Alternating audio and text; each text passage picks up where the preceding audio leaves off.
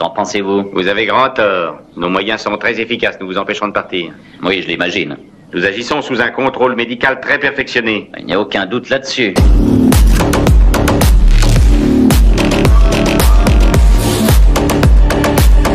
Pourquoi employez-vous des gens? Le psychiatre dit que cela exalte le désir de puissance. On a si peu l'occasion de dominer. Ça dépend de quel côté on est. Je suis de mon côté. Comme les autres. Vous êtes nouveau ici. Tout le monde a un jour rejoint l'ennemi, que ce soit de gré ou de force. L'avez-vous rejoint?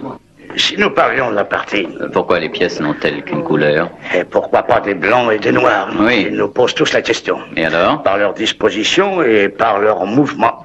Vous savez, ceux qui sont pour vous et ceux qui sont contre. Je n'ai pas saisi. C'est une question de psychologie. C'est une manière de diriger sa vie. On juge seulement sur l'attitude. Les gens ne portent pas d'uniforme. Pourquoi compliquer les choses? Ça garde votre esprit en alerte. L'esprit, ça sert à quoi ici?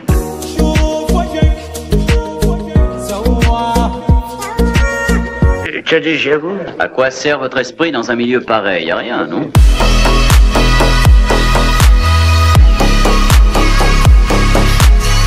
Pourquoi acceptez-vous le jeu? J'aime beaucoup jouer aux échecs. Pourquoi êtes-vous ici? Dans quel camp êtes-vous? J'écoute. Ici le contrôle, une chose est signalée. Le numéro 6 a l'air de se lier avec le roi. Passez-moi en vision. C'est que j'entends toujours certaines pensées très très fortes de dire ah ben les industriels de l'armement français tirent profit de la guerre en Ukraine. Alors en ce qui me concerne Dassault Aviation, zéro. Je veux être sûr que vous êtes l'homme dont j'ai besoin. Vous parlez beaucoup et plus vous parlez, moins vous en dites. Celui qui tire profit de la guerre en Ukraine, ça s'appelle les États-Unis d'Amérique. Point. Ce n'est pas fait pour vous inquiéter. Vous êtes courageux. Ou est-ce que je me trompe? Non. Moi, je suis pas, si on m'impose, bah, je me battrai. Toute résistance humaine a des limites, mon ami. Je vous assure qu'il n'y a aucune exception. Je rappelle, ça aussi, c'est l'art de la répétition. On ne peut finalement qu'être une enclume ou un marteau. Je vois que vous connaissez vos classiques. Et vous me voyez aussi en enclume. Très juste. Vous avez bien entendu, hein. Et ce que je dis est public, il n'y a rien de secret. Bon, je suis pas sûr que ça soit le concept français, je suis même sûr du contraire.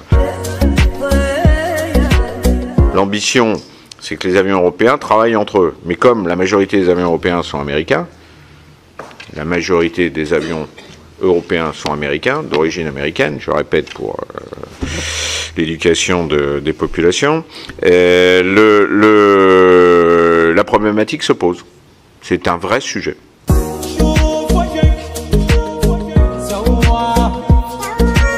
Pourquoi est-ce que je ferais de la place? Voilà pourquoi nous pouvons continuer comme ça. À mes usines, à mon bureau d'études, à des gens qui ont fait le choix du F-35, à des sociétés que j'ai vues agir derrière leur gouvernement pour acheter du F-35. Donc je vais enlever de l'emploi de France pour aller le mettre dans des pays qui ont fait le choix d'acheter de la capacité du F-35.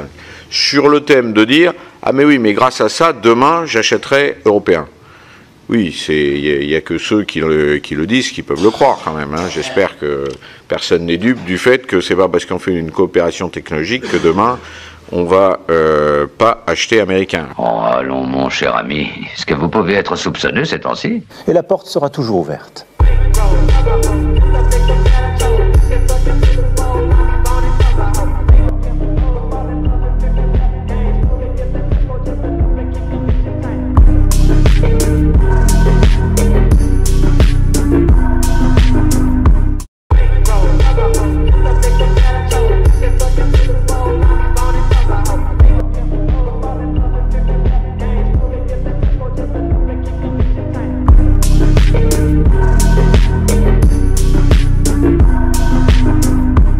C'est un fonds grandissant.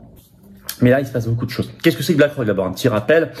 Bon, c'est une multinationale américaine spécialisée dans la gestion d'actifs. C'est-à-dire que les grandes institutions disent à BlackRock, gérez-nous telle ou telle somme, voilà, et BlackRock va investir, va acheter des actifs, de l'immobilier, parfois même des infrastructures de transport de gaz, enfin des grosses choses, ou des fonds financiers, et pour gérer, et ça représente des sommes considérables. Aujourd'hui, c'est plus de 9000 milliards de dollars, c'est le plus grand gestionnaire d'actifs au monde. Ça a été fondé à New York en 1988, c'est toujours le même PDG, Larry Fink.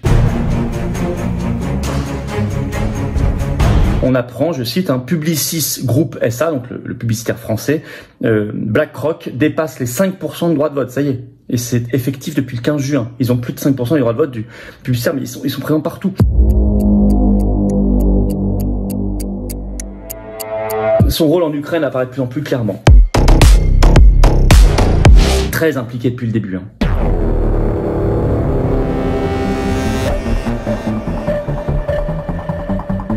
Financial Times, 19 juin, sort un article, une info, le titre « BlackRock et JP Morgan vont aider l'Ukraine via la création d'une banque de reconstruction ».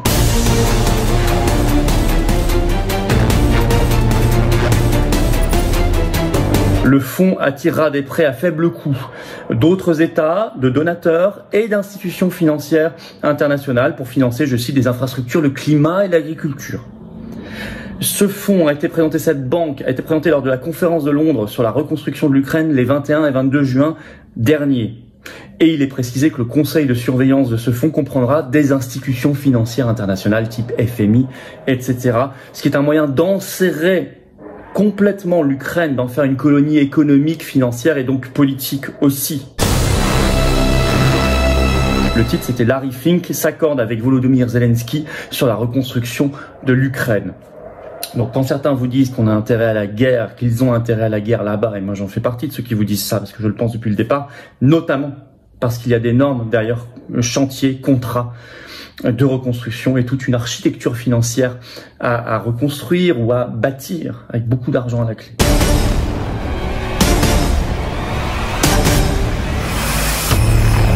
Le titre BlackRock à l'affût d'une ou deux opérations importantes en France et dans le domaine de la transition énergétique.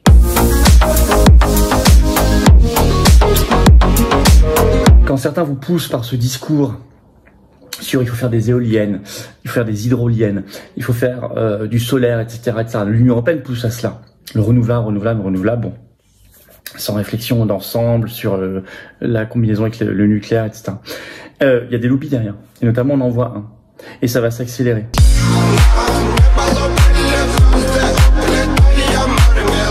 Mais là, on en vient au plus lourd de ces dernières révélations, c'est les terribles aveux d'un cadre de BlackRock.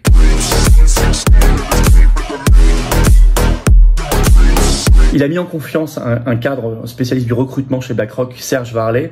Il l'a suivi sur plusieurs semaines, ce qui fait qu'on voit plusieurs tranches de caméras cachées. Il l'a mis en confiance, en fait.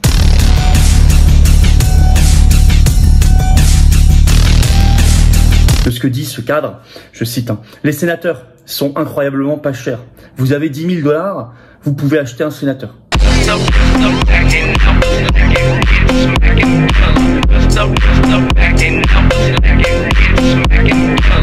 De quoi s'agit-il? Il dit aussi explicitement que l'affaire de l'Ukraine est une bonne affaire. En quoi consiste cette expérience? Je vais citer l'extrait. L'Ukraine est bonne pour les affaires, vous le savez, n'est-ce pas? Dit-il. La Russie fait exploser les silos à grains de l'Ukraine et le prix du blé va devenir fou. L'économie ukrainienne et le marché du blé. Le prix du pain augmente, c'est fantastique si vous faites du commerce. La volatilité crée des opportunités de profit. Je vais prévenir les autres. Chez eux, donc, BlackRock, ils ne veulent pas être dans l'actualité, dit-il. Ils ne veulent pas que les gens en parlent, ils ne veulent pas être n'importe où dans le radar. Je soupçonne que c'est probablement parce qu'il est plus facile de faire des choses quand les gens n'y pensent pas. Vous avez bien entendu, hein, et ce que je dis est public, il n'y a rien de secret.